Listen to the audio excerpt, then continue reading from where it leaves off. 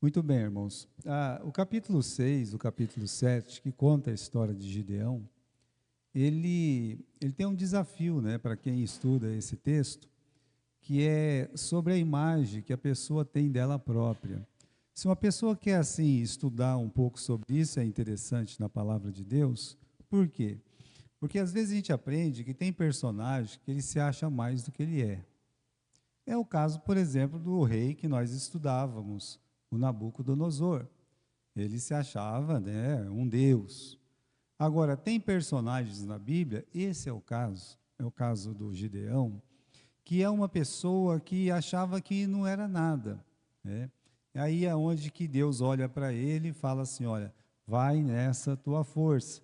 Mas que força se a pessoa está achando que ela não é nada? Então, a mesma coisa pode acontecer na casa de Deus, se é que não acontece sempre, de pessoas de muito valor, de fato, muito valor, não conseguir fazer absolutamente nada para a honra e a glória de Deus, seja por desânimo, seja porque tem isso na cabeça. Uma pessoa que coloca lá que ela não serve para nada, né? E onde já se viu, não adianta nem contar comigo, né? Não vou nem tentar fazer isso aí, não vai dar certo, não me manda pregar, não me manda orar, não me manda ajudar numa escola dominical, né? Olha, nós temos que ter muito cuidado, porque quando você olha para um homem como esse, você tem que lembrar, Deus disse que ele era de muito valor, homem valoroso. Poucos personagens na Bíblia foram referidos como homem valoroso, e ele era. Como é que um homem valoroso como Gideão fica escondido dentro de uma caverna, é assim mesmo que ele está na história, fazendo tudo sozinho, em oculto? Não, é errado. Então Deus mostra para ele não somente o seu valor, mas que aquele valor que ele tem é para ser usado para a glória dele. Se não usar, fica em falta. Novamente, aqui no capítulo 6, voltando aqui, versículo 1, porém, os filhos de Israel fizeram o que era mal aos olhos do Senhor. Esse é o ciclo do livro de Juízes. Deus vem, Deus abençoa, coloca eles na terra prometida, aumenta, abençoa, galardoa, aí vem aquele estágio de não fazer nada, e aí vem o pecado, e o pecado aqui traz o inimigo vem, devora, destrói, aí eles clamam ao Senhor, Deus manda um juiz, o juiz liberta, eles pecam de novo, olha só, né? Meus irmãos, é o ciclo, e esse ciclo é para o tempo dos juízes, ele não deve ser para a nossa vida, porque senão a gente fica sempre reincidente em males que já devíamos ter vencidos. Aqui, o problema da época de Gideão é o pecado. Versículo 1 está mostrando para nós. Qual que é o problema aqui? Bom, o problema aqui é que eles fizeram o que parecia mal aos olhos do Senhor. Quando você está lendo a história aqui, você vê que o Gideão, ele derruba o altar de Baal e ele é ameaçado de morte pelos próprios homens da vizinhança dele ali, pessoas parentes dele. Cadê? Quem que derrubou isso aqui? Quem derrubou esse altar do Baal aí foi o Gideão. Pega ele lá que nós vamos matá-lo. Então, isso aqui é o povo de Deus no tempo do Gideão, né? Completamente fora, né, da vontade de Deus. E aí o pecado, meus irmãos, traz o juízo de Deus. Versículo 1, ainda no final, diz que eles foram subjugados por 7 anos. Agora, o engraçado desse juízo de Deus, que praticamente de todos os juízes, este foi um dos mais severos que teve no tempo de Israel. Não houve assim um período de opressão que eles não podiam nada, sabe? O que vocês plantaram aí? Plantamos um monte de mandioca. É nosso. não, mas eu tenho que deixar um pouco aqui para minha família comer e tal. É nosso, né? Eles vinham a multidões. A palavra de Deus diz que juntou os midianitas, juntou outros povos. Dá uma olhada aqui, né, no versículo 3, né? Vinham os midianitas, amalequitas, os árabes ali. Todos esses grupos vinham e falavam, olha, aqui não é nada de vocês. Vamos dizer que fosse como no Paraná lá. Ah, tem a plantação de trigo. Oba, colhemos, vamos colher aqui no mês de maio, no mês de junho, todo esse trigo. Eles chegavam justamente no mês, sabe, de junho, por aí, esperando que o pessoal já colheu tudo. Você não vai comer trigo por um ano, então o que eles faziam? Eles chegavam depois que a colheita já tinha sido feita, pegava, roubava tudo. A palavra de Deus diz aqui, né, no versículo, vamos achar o versículo aqui, né? Versículo 6, assim Israel empobreceu muito, muito, mas o motivo, meus irmãos, versículo 5, subiam com seus gados, suas tendas, vinham como gafanhotos, em tanta multidão que não se podiam contar, nem eles, nem os seus camelos, e entrava na terra para destruir. Não ficava nada, né? É uma miséria. 7 anos assim, sabe? Nessa opressão, nessa destruição. Agora, o detalhe, irmãos, é que apesar de vir todos esses males, eles demoraram todo esse tempo, 7 anos, para clamar ao Senhor. Se você olhar aqui, né, no versículo 7, e sucedeu que, clamando os filhos de Israel ao Senhor, olha aí, depois de 7 anos, todas essas coisas acontecendo, toda essa miséria, aí eles vêm, eles clamam a Deus. E a idolatria? Continuava, estava permeando lá, sabe, nutrindo aquele vazio espiritual que estava no coração do povo israelita. Então era uma miséria muito grande, né? O pecado faz isso. O pecado, ele empobrece o povo de Deus. Sempre vai ser assim, vai empobrecer, né? E o que os israelitas faziam para amenizar? Versículo 2, né? Prevalecendo a mão dos midianitas sobre Israel, fizeram os filhos de Israel para si, por causa dos midianitas, as covas que estavam nos montes, as cavernas, as fortificações, ou seja, esconderijo, né? Em vez de sair, de se juntar, vamos lutar contra o inimigo. Pois é, como é que vai lutar contra o inimigo vivendo contra Deus? Eles não têm força. Então aí eles vão para as cavernas, cavam um buraco lá, arrumando lugares para guardar a comida deles escondido. E quando o anjo chega para conversar com o Gideão ele está praticamente dentro de uma cova, ele está fazendo lá um serviço que é feito no terreirão, ele está fazendo no lagar, num lugar muito pequeno para aquele processo de serviço que ele precisava fazer, porque ele está com medo, né? Ele está ali querendo salvar alguma coisa também, sendo ele outro cavernoso, todo mundo lá morando na caverna. Então, irmãos, eu vejo os midianitas aqui com uma imagem moderna até desse mal que opera no mundo. A palavra-chave do trabalho deles é roubar, realmente matar, destruir, é verdade, mas eles estão roubando alimento, eles estão roubando alegria, eles estão roubando o ânimo. Esse é o papel do diabo. O papel do diabo é chegar numa família e fazer exatamente isso, né? Ó, vou roubar o que você tem, mas só, você pode roubar o que você tem de uma família que teme a Deus, que ela vai continuar feliz, ela vai continuar alegre. Chega lá e assalta tudo que ela tem, ela vai ficar triste, é claro, né? Me roubaram meu sofá, me roubaram aqui meu liquidificador, né? Entraram na casa da Mariazinha, vocês lembram? Levaram um monte de coisinha dela, mas, apesar daquele susto, daquela tristeza, quem que pode tirar a alegria e a satisfação que tem um pai, a mãe, os filhos, aquilo que realmente faz a alegria no lar? Então, não é só uma questão de vir e roubar os bens, é quando rouba o alimento, né? Então, o alimento aqui, toda essa comida, aí você traz para uma figura espiritual, Satanás, se ele roubar os seus bens, você está bem, você está com a Bíblia na mão.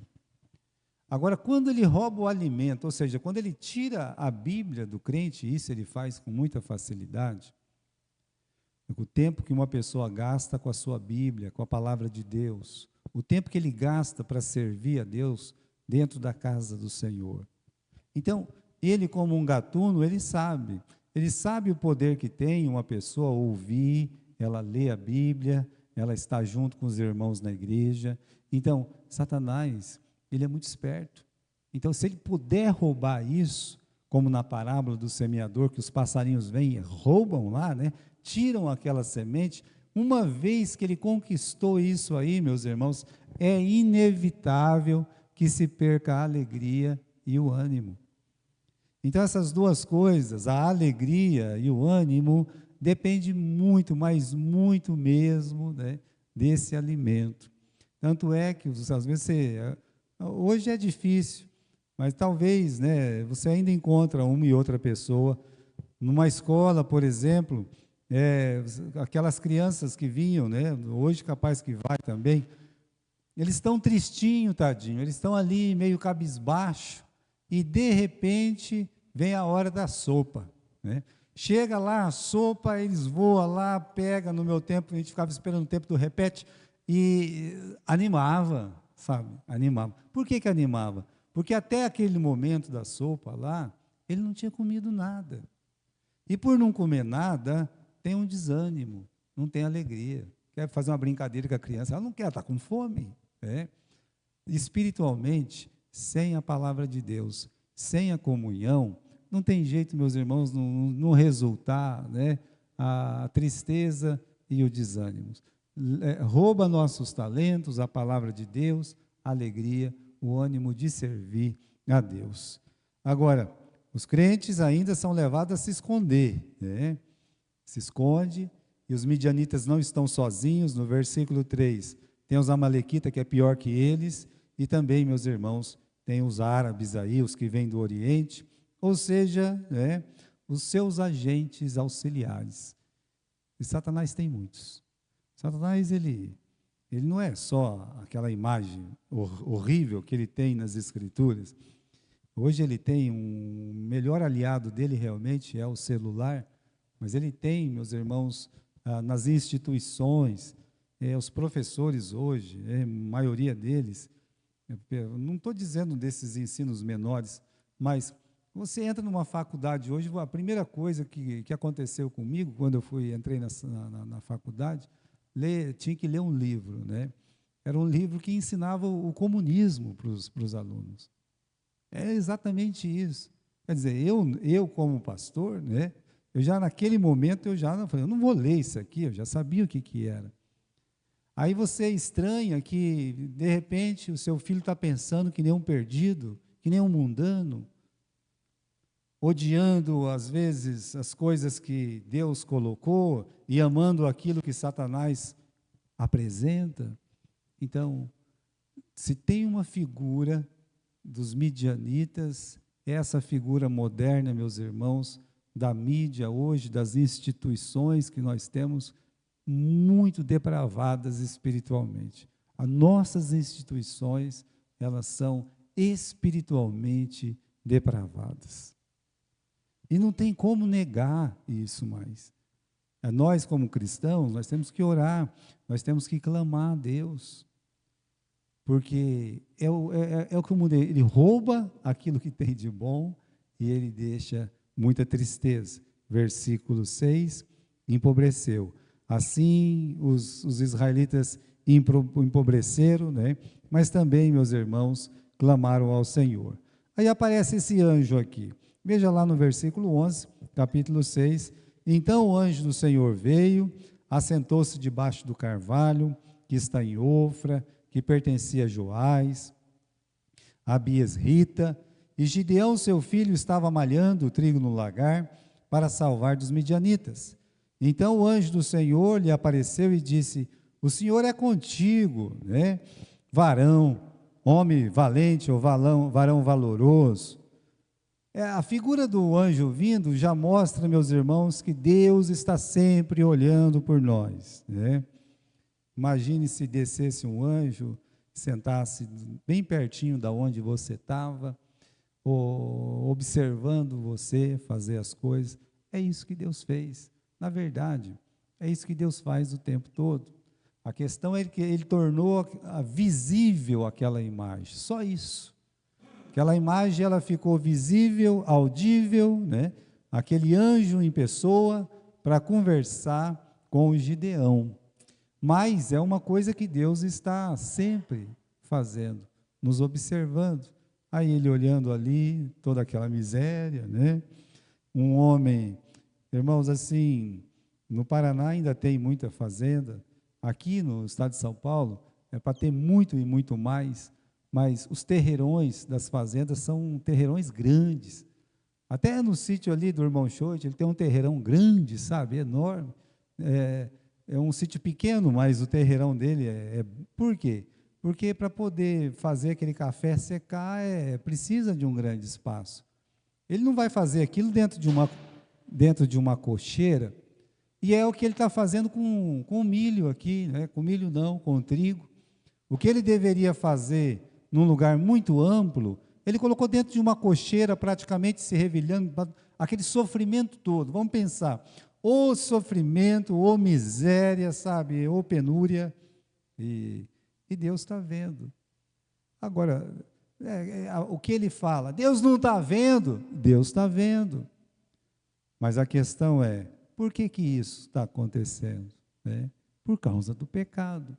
Cessa o pecado, e aí então o socorro de Deus, ele sempre vem. Então aqui está ele sofrendo, né, muito, e o anjo, meus irmãos, ele faz 3 coisas para o Gideão aqui. A primeira coisa que ele faz é realmente dizer, Gideão, você não está sozinho. Olha lá, capítulo 6 e versículo 12. Disse o Senhor, e lhe apareceu, então o anjo do Senhor lhe apareceu e lhe disse, o Senhor está contigo. O que quer dizer isso aí? É como se a molecada brinca hoje.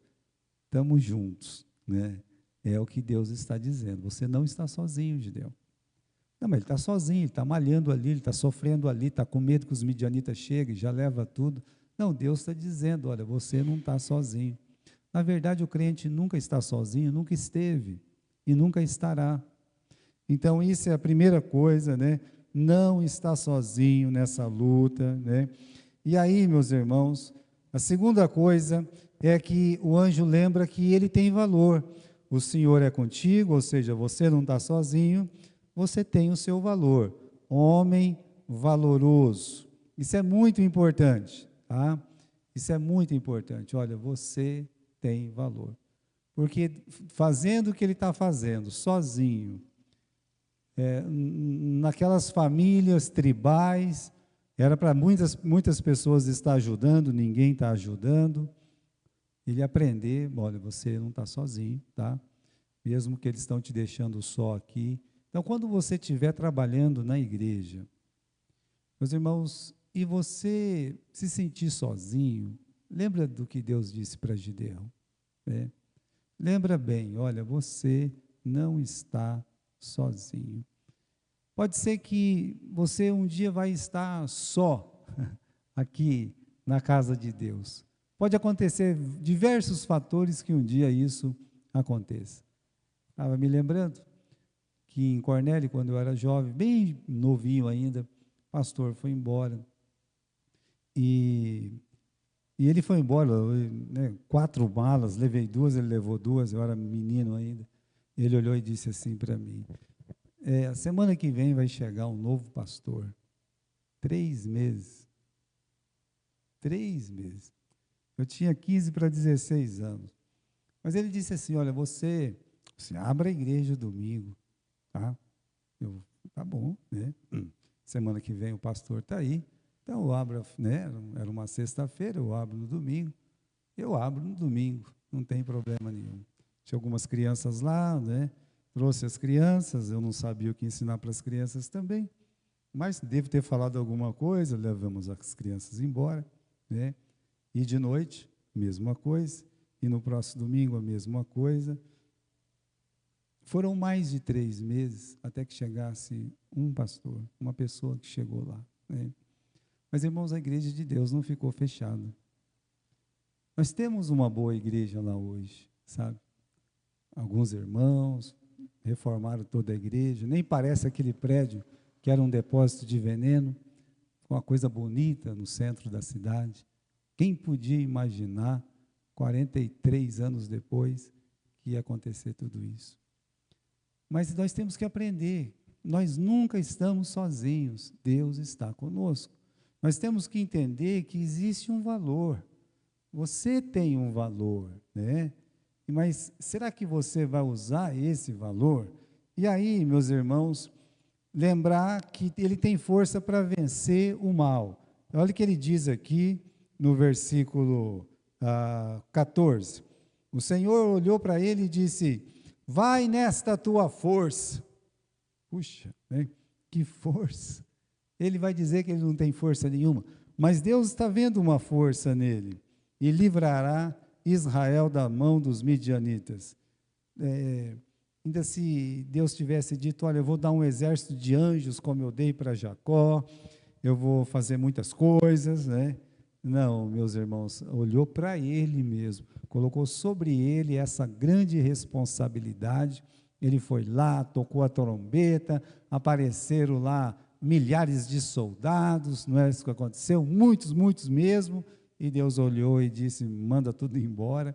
Ele teve que mandar embora, porque Deus mandou ele mandar embora. E o que Deus queria mostrar o tempo todo para Gideão é exatamente isso, essa força que ele tinha, que estava sendo desprezada. E o quanto Deus pode usar um homem, uma mulher, até uma criança, um adolescente, que descobre a força que Deus deu para ele no poder do Espírito Santo. Então, nós fechamos os olhos para essa força que vem de Deus. Muito bom.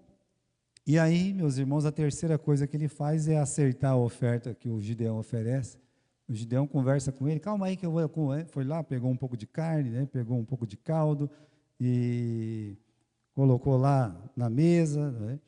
Depois o anjo tacou fogo em tudo aquilo ali, e ele disse: é Deus mesmo, né? Para fazer um sinal milagroso desse aqui, é coisa de Deus. Eu vou morrer porque eu vi Deus. Aí o anjo fala: vai morrer coisa nenhuma, rapaz, né? Não vai morrer coisa nenhuma. Muita coiseira na cabeça de uma pessoa, mas tá bom, né? Assim o anjo apareceu. Agora, irmãos, o que o Gideão ele pensava sobre Deus?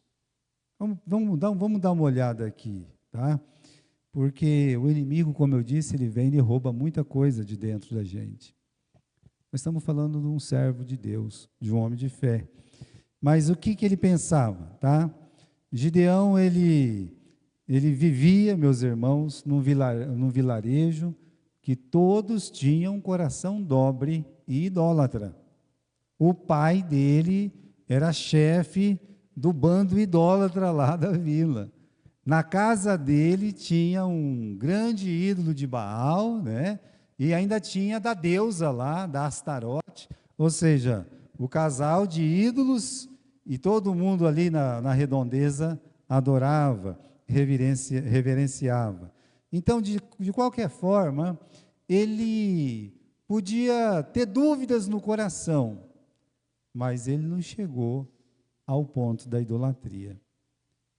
E aí Deus vai poder usá-lo, né? Então, como é que era Deus para Gideão? Versículo 12. Deus é contigo, Gideão, homem valoroso.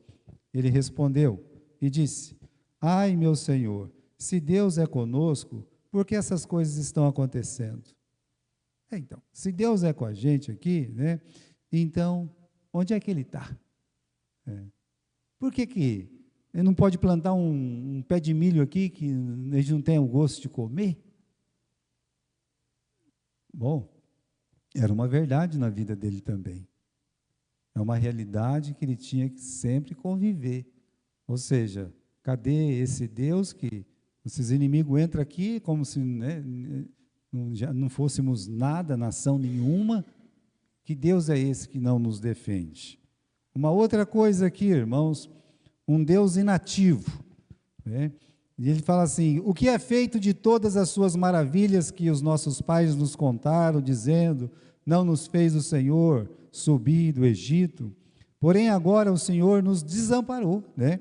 Então ele está falando, olha, esse Deus ele não está mais ativo, porque os nossos pais contaram que ele abriu o Mar Vermelho, ele fez chover codorna, ele tirou água da rocha, ele dava vitória contra os midianitas que estão aí, ele venceu. Os amalequitas que estão aí, ele venceu, né?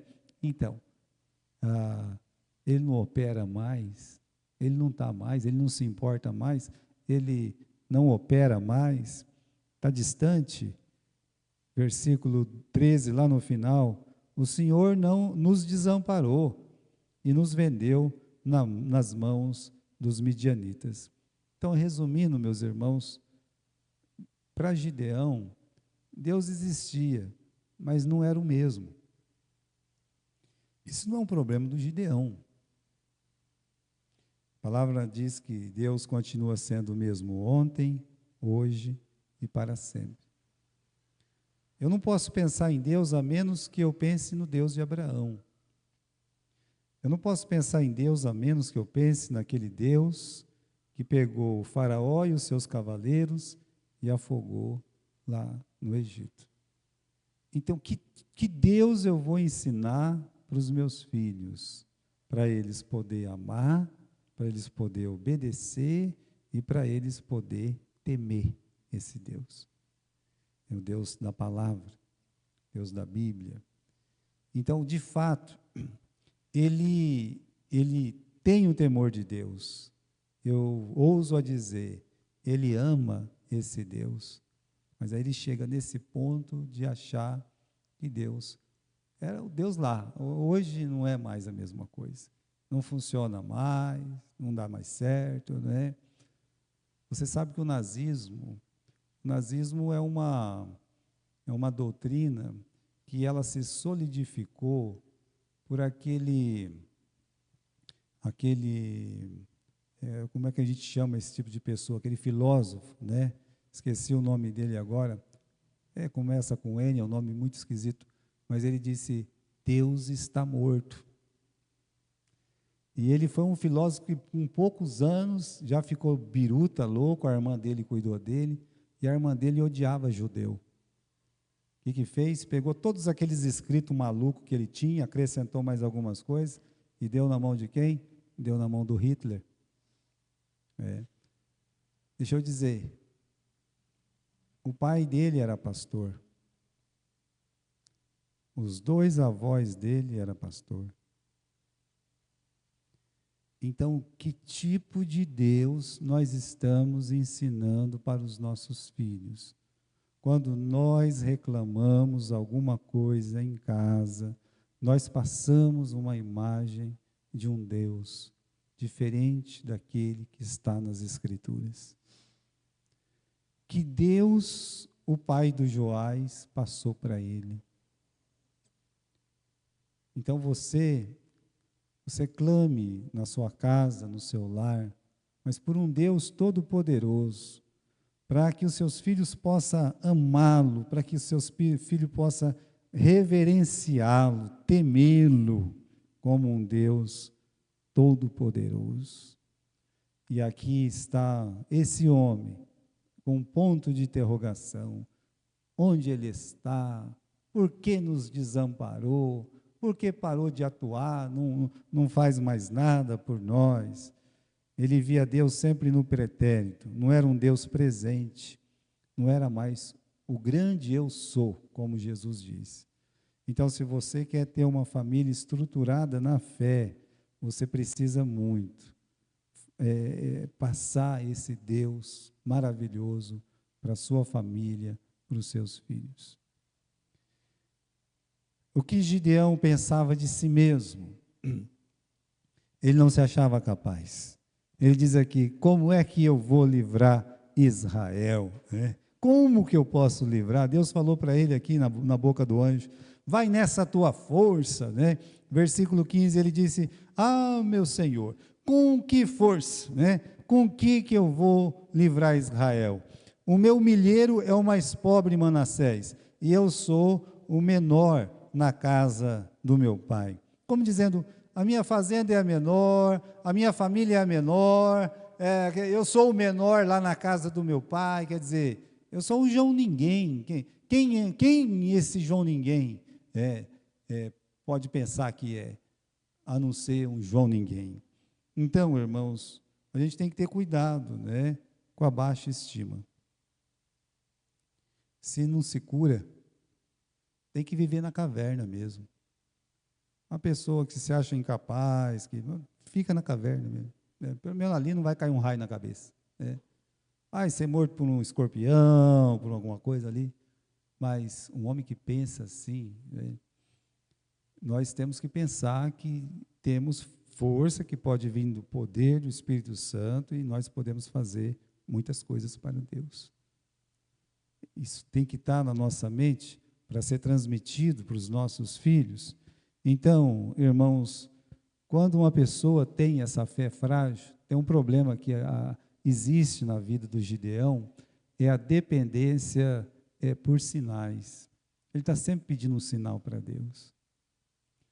Meu Deus, queima essa comida aqui. Deus queimou, né? Meu Deus, eu vou colocar aqui se o senhor quer realmente que eu livre, eu peço a ti que pegou lá uma chama de algodão, colocou na relva lá e disse, olha, amanhã eu quero que só o algodão esteja molhado, tudo seco pelo lado. Ele chegou, pegou lá o algodão, espremeu assim, saiu encheu um copo de água com tanto que tinha no algodão. Aí ele olhou para Deus e disse, Senhor, se é o Senhor meu, né? Eu quero que amanhã só a lã esteja seca. Tudo tem que estar molhado. Aí no outro dia estava do jeito que ele disse. Na hora da guerra, ele morrendo ali de medo, assustado, Deus teve que levar ele para ouvir os inimigos falarem que estavam com medo de Gideão. Então, quando nós temos dúvidas, a gente fica muito dependente do que os outros dizem e dos sinais de Deus para a nossa vida. Um crente, ele não precisa de nenhum sinal, ele só precisa obedecer. Ele só precisa ler a Bíblia e dizer, Senhor, faça a sua vontade na minha vida.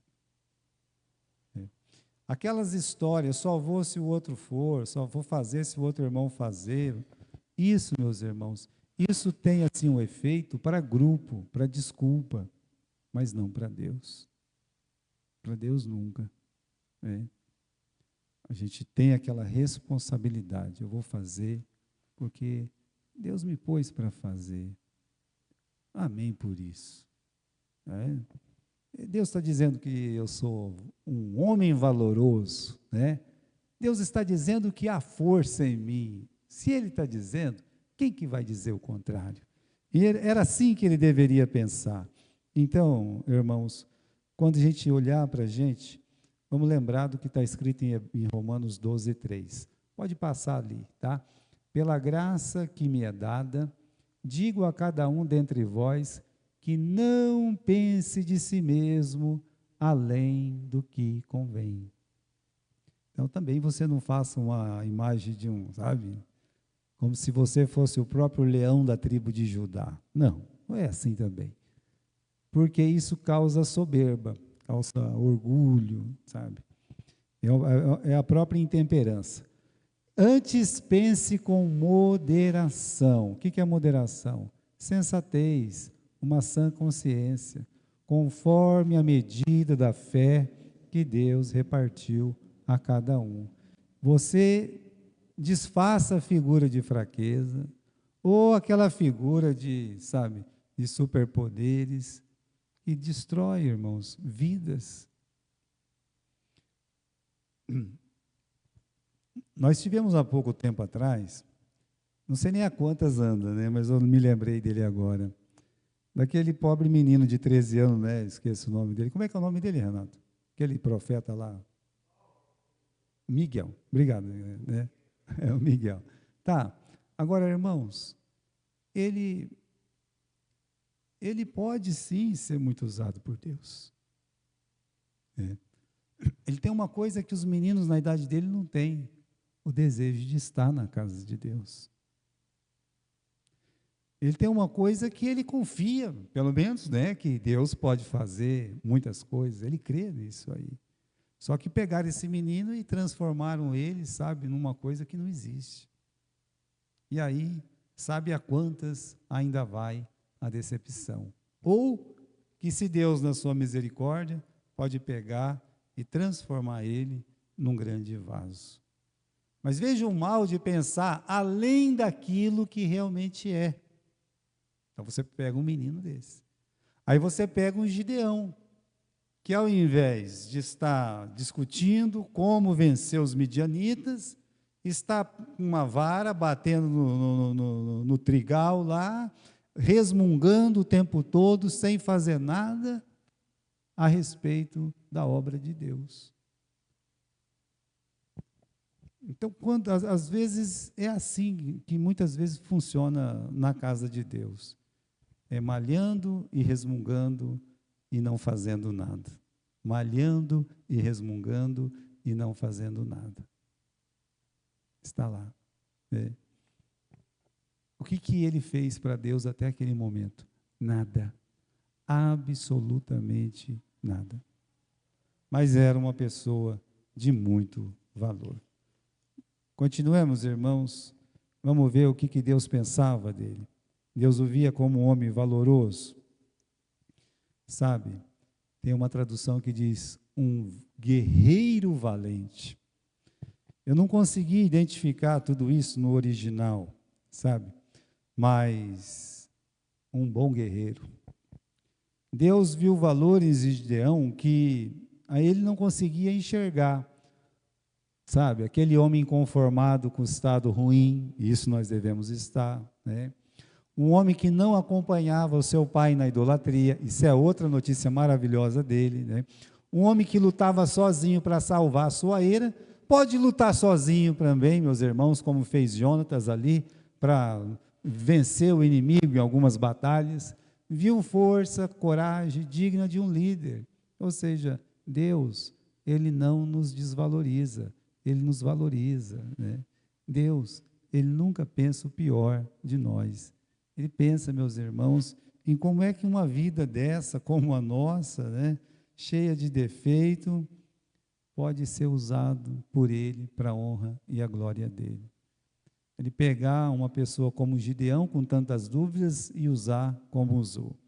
Pegar uma pessoa como Moisés, que também era cheio de dúvidas, reclamou um bocado antes de ir, mas o que Deus fez com aquela vida que disse, eis-me aqui, Senhor, eu quero que o Senhor me use.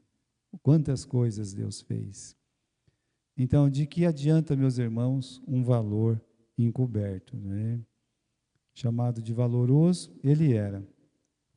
Mas aí, irmãos, não se dava o valor. Preferia ficar lá naquela caverna. Que eu acredito que não é o lugar nosso, do cristão. O lugar do cristão é no meio do povo de Deus. O lugar do cristão é trabalhando mesmo, sofrendo pela causa de Cristo, ter aquele prazer de ver vitórias e derrotas, é verdade. Por quê? Como é que você aprende a valorizar vitórias? Naquelas batalhas, naquelas lutas e pelas derrotas também. Muitas e muitas. Às vezes você vê um time que ganha sempre, estou ganhando, estou ganhando. A torcida nem vai no estádio. Não tem nem alegria, está lá comendo uma pipoca, um amendoim, saiu o gol, tá bom, Agora pega um time que está perdendo e precisa ganhar, sabe? A torcida está lá agitada e quando ganha, meus irmãos, eles aprendem a valorizar uma vitória que seja. Mas por quê? Porque eles aprenderam com as derrotas. Então, a gente passa a valorizar, E é importante. Ele foi chamado assim, então, não importa, pode pular, tá? Isso aqui, pode pular. Não importa se ele não se dava o valor, não importa se os outros não vissem o seu valor, foi a primeira coisa que Deus viu nele. Olha aqui, você é um homem valente, você é valoroso. Primeiro chamou de guerreiro valente, depois de um homem de muito valor. Então, meus irmãos, ele não se enxergava assim, ninguém o via assim, mas Deus quis que ele fosse assim, né? E de que adianta também, meus irmãos, um valor encoberto, né? A pessoa vai lá, tem aquele quadro caríssimo, onde que está? Onde que está? Ah, está dentro do armário aí, está escondido debaixo da cama. Os irmãos, se ninguém vê, não serve para nada. Não, mas tem um valor. Tem valor, mas que olho que vai contemplar isso aí? Fique imaginando, né? Umas histórias malucas que a gente escuta, e são histórias verdadeiras. A pessoa morre, né? Aí a família vai lá para jogar as coisas fora, abre o colchão, tá aquele monte de dinheiro que não valia mais nada. Ai, quanto dinheiro! Pois é, né? Ah lá, era valor, tinha um valor, naquele tempo tinha um valor, mas não foi usado, não tem mais valor, não vale mais nada. Quando a mãe da Ivone, né, a Ivone do Ticem, foi a mãe, foi o pai, quando o pai morreu, eles tiveram que ir para lá, né? Acho que eles já estavam lá nesse tempo, mas ele fugiu de Cuba, ele era cubano, né? E sabe como é que é o comunismo lá. Então ele nunca perdeu aquele medo de alguém invadir a casa dele e pegar as coisas, né? Levar tudo que ele tem, o dinheiro que ele tem. Então o que ele fazia, né? Ele pegava, ele olhava o microfone assim, enrolava 4, 5 notinhas de $100 e escondia dentro aqui. Não, está aqui, né? Pegava o piano aqui, jogava outro ponto lá, né? Aí cortava madeira de algum lugar, né? E era uma Ivone que não nasceu ontem, né? Eu, olha, vou caçar. Achou a outra, achou que começaram a caçar, tinha um monte de dinheiro. Tinha dólares e mais dólares jogados pela casa inteira, para todo lado, né? Aí você, olha, meu pai era esperto, né? O dólar não desvalorizou, né? Aliás, desvalorizou, porque o dólar tem o seguinte, aquelas notas antigas não valem tanto quanto as que são atuais. Então, você vê quantos cristãos com um valor enorme dentro da igreja, parado, sem fazer nada. Que Deus salvou, que Deus abençoou, que Deus está dizendo, você tem valor, usa esse talento, não enterre esse talento não, valorize a sua força espiritual. E aí, meus irmãos, esse olhar moderado fez com que Gideão realmente fizesse muitas coisas. Ele saiu da caverna, né? A primeira coisa que ele fez foi lá na casa dele, quebrou tudo, Deus mandou quebrar, quebrou o ídolo de Baal, quebrou a ídolo de Azera lá, né, de Astarote, moeu tudo, juntou um grupo lá e quebrou todas aquelas coisas, ou seja, vou começar arrumando as coisas pela minha casa. Assim fica aquele negócio, né? Você não vai tirar o cisco do olho do outro e tem aquela trave no teu. Não. Por onde nós vamos começar a mudança? Por onde nós vamos começar a trabalhar, né? Não, vamos começar aqui na minha casa mesmo aqui, né? Tem coisa ruim aqui? Tem. O que é um ídolo? Sai. Sai para lá. Vai embora, né? E faz aquele caso, você é da lei? Não, então sai daí, né? Você ter aquela experiência, meus irmãos, de saber que vamos pegar as coisas que estão dentro primeiro, depois nós vamos um pouco além, tá? Ele vai tocar a trombeta, vai vir lá a família dos Abiesrita primeiro, depois vem os de Manassés, vem outras tribos, e ele junta aquela grande multidão e leva eles para onde? Leva eles para um lugar, irmãos, que geograficamente fica de frente com o inimigo, sabe? Bem ali, sabe? Olhar o inimigo e dizer, nós temos força para vencer, nós vamos vencer. O olhar que se tem da onde eles estavam para o inimigo é de colocar medo, sabe? porque o Vale de Israel é onde vai ter aquela batalha do Armagedon, é um tapete enorme, no meio daquelas montanhas, e você olhar para baixo e ver tantos inimigos, e ainda Deus falar, quero que você mande esse pessoal tudo embora, imagine para ele, mas Deus deu a vitória para ele. Quando? Quando ele começou a entender que realmente ele tinha um valor, né? Então isso deve ficar para a nossa percepção espiritual, para o nosso crescimento espiritual.